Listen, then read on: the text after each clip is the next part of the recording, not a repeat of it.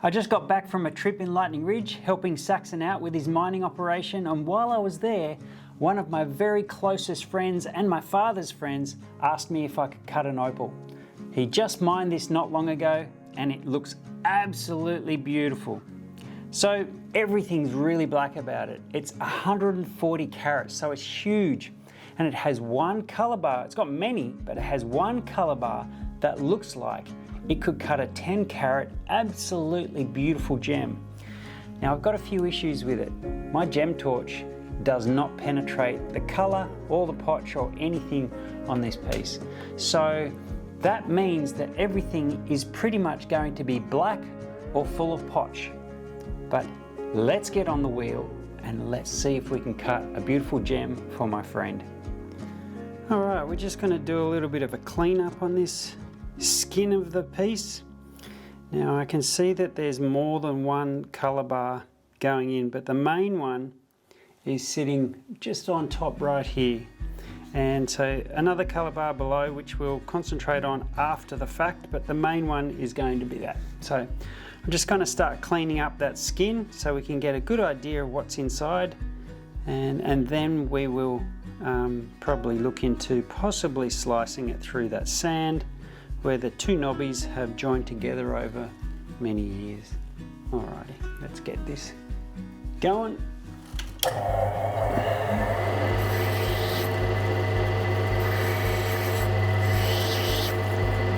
So my main objective is to get one beautiful gem, but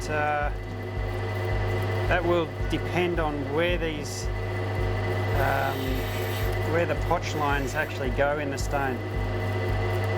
So I will have to be just taking it very careful and slowly, especially because the opal is not mine. So I'm liking that good sign there, that grey opal on the edge. As I go in, it's starting to go dark, which is a really, really good sign. We like black potch. We definitely like it.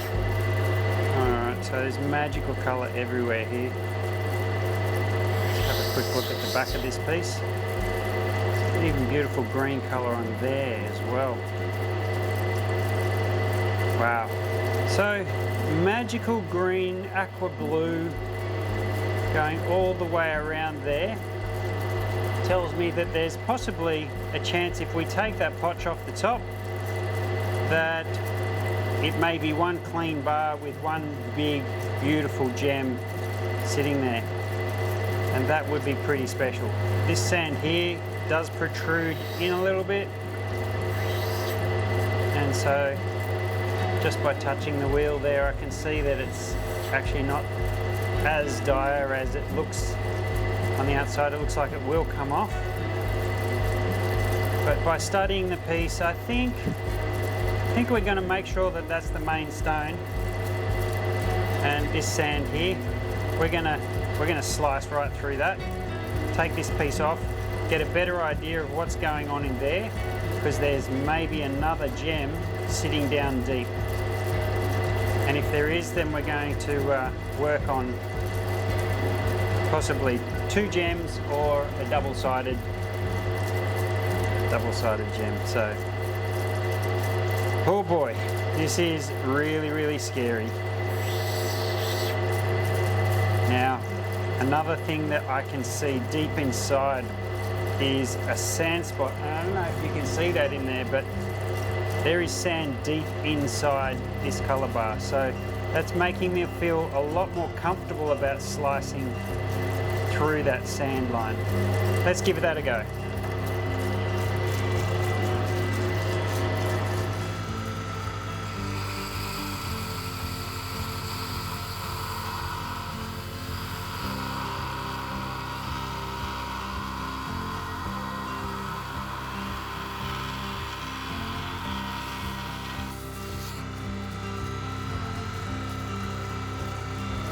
I'm pretty much 90% confident that where I sliced was going to be okay. Let's have a look and see what's inside. Rightio. So that wasn't such a bad slice at all, because this sand traveling right in, encasing pretty much that colour and potch. and this side here too. So I'm going to put this side away because I'll work on something in that a little bit later on. There might be another gem, but the main piece is this. And what I've noticed is when I shine the light into the piece, there is a clear and present danger. No, there is a clear skin that is lighter on the outside, and when I shine and light the light into it, you can see inside there's a very, very dark wall, which means inside it's going very black. So I'm confident that under the side, underneath this potch here, this colour here is very nice dark, either colour or potch. So I'm pretty confident that there will be a nice black opal. So I just keep going a little bit further, taking it nice and slow. So that little sand spot there causes a little bit of havoc with the pattern. So really nice pattern all the way around except for this corner, and that sand is what changed the pattern when the stone was forming underground.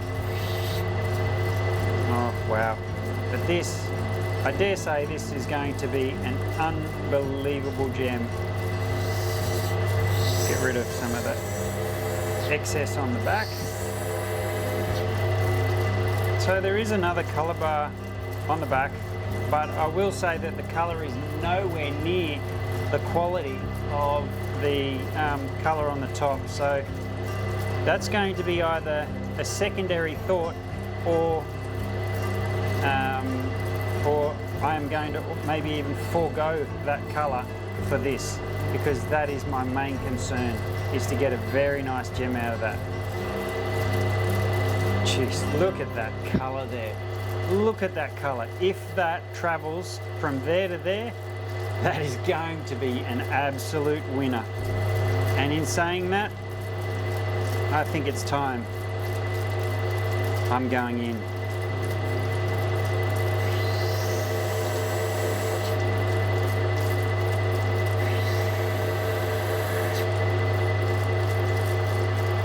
That potch is so healthy and black.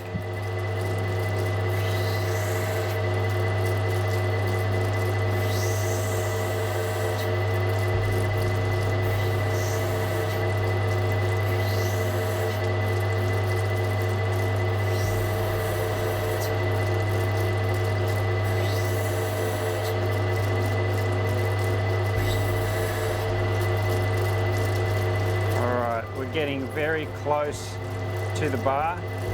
Now there's one of two things that can happen right now. This potch could go straight down into the back of it and have a donut effect, which has happened many times in life, cutting opal, or there is a colour bar sitting just underneath it. And which one it is, I actually think it's around about a 50-50 chance. But what I'm going to do is I'm going to move over to the wheel over here, because that's a finer wheel, to do the last part, so I don't put any deep scratches into the colour if there is colour underneath. So give me 2 seconds and I'll set up. So now I'm on the 600 grit wheel and I'm going in again. Let's pray that this does clean up.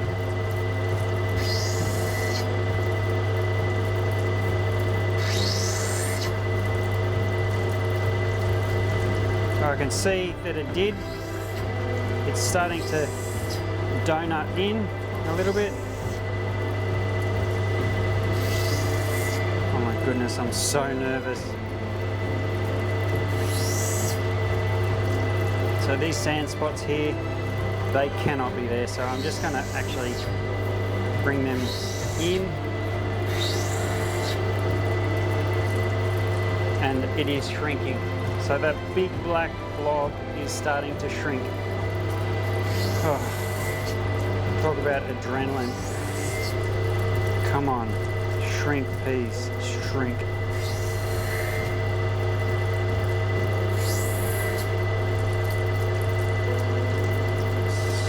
slowly getting there. I really don't want to take it too far down and make a really flat stone, but if I have no choice, I have no choice.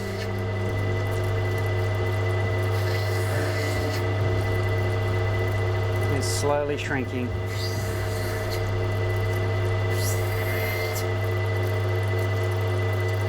I mean, oh my goodness, look at the colour around it. That is the most magnificent colour. All right, let's work our way in.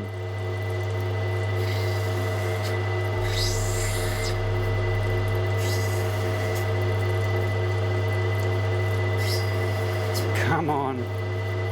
You know, sometimes these potchlings, they can concave in, which can make it really difficult for cutting a gem. And the whole idea was to have that backing as to keep the stone really dark. Look at that, it's getting smaller. Oh, this is going to be massive if this comes out.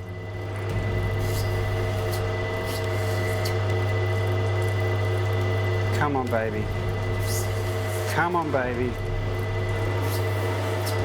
Come on. Come on, you can come out. Get out. Show me clean. Come on, you can do it. You can do it. Oh my goodness, it's coming out. Oh my goodness, it's coming out. It's coming out. This is amazing. What a beautiful, beautiful gem. Okay. Oh, I need a break. I need a second. Oh, holy crap. All right, I've calmed down now. So to maximize this stone, I'm going to slice that off there, and maybe I can get something out of it once I've sliced it off.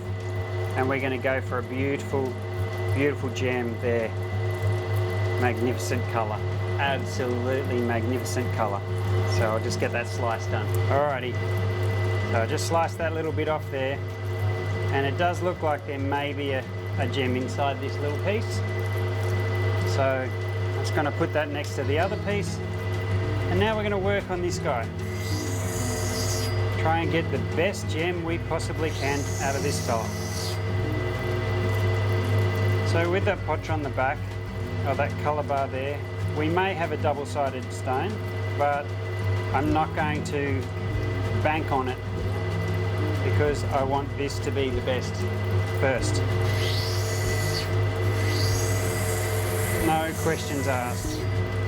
And for those of you saying slice it off, while I could, there's really not a lot there that I would slice off. And I don't want to risk the integrity of that. That's beautiful.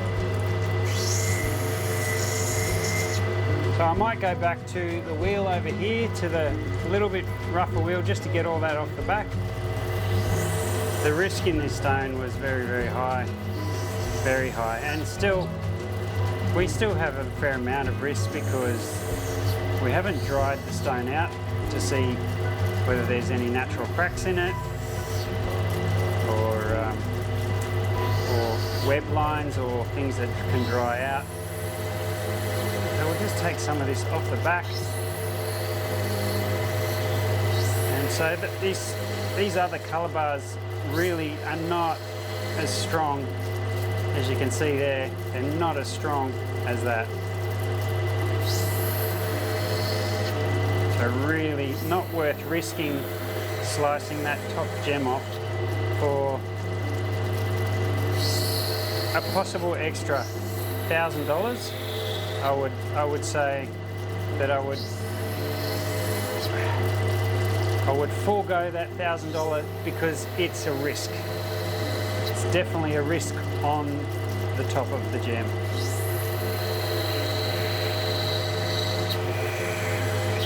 But what I am doing is I am carefully taking down that back for the slim chance that there could be a double-sided gem. But the colour bar runs this side and then it stops this side. So it may be partially covered. on the back of the gem.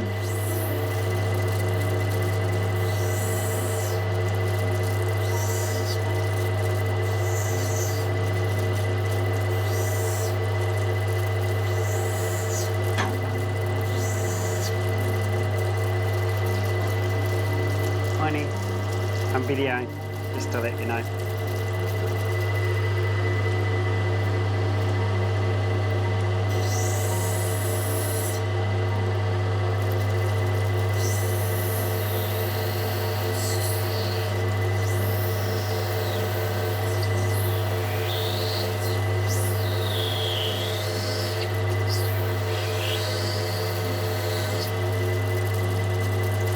Wow, look at that little sand spot right there. That could have been in any part of the gem. And luckily it's on the back there. Wow. See, when the stone dries out a little bit, those little dots in there will start to show up a little bit more.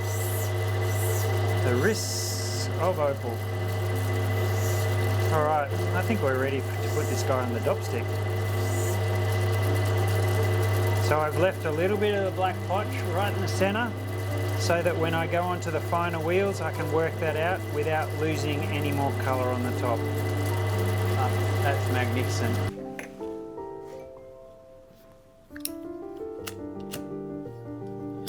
So I'm pretty stoked about how this came out. The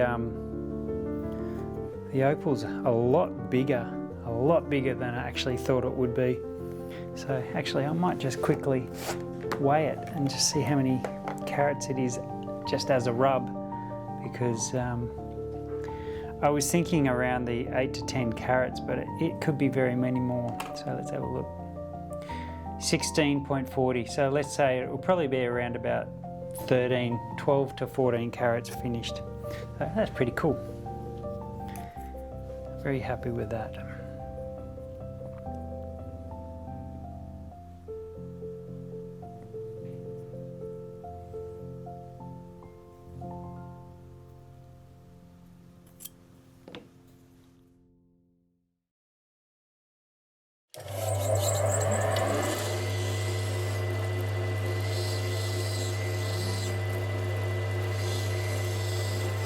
What a privilege it is for my dad to be able to cut opal mined by someone that was so close with my grandfather.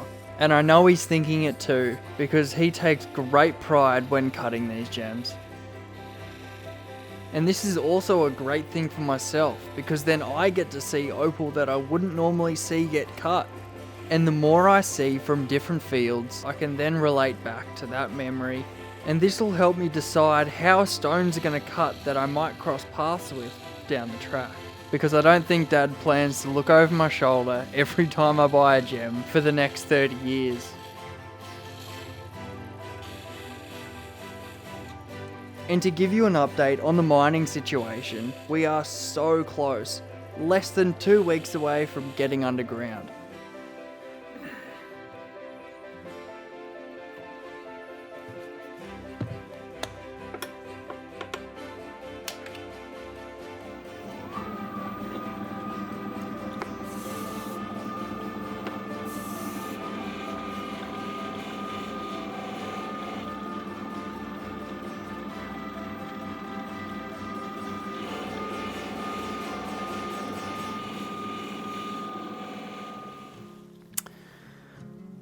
So that was touch and go. What a scary piece that was to cut.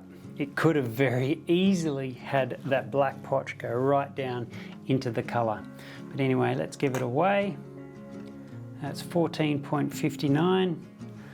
So 14.59, let's put in the calculator, 14.59 times 1800 a carat, which is what I think it is. That's a 26th. That's a $26,000 gem. What a beautiful piece. Oh, I think they'll be happy. Thanks for watching.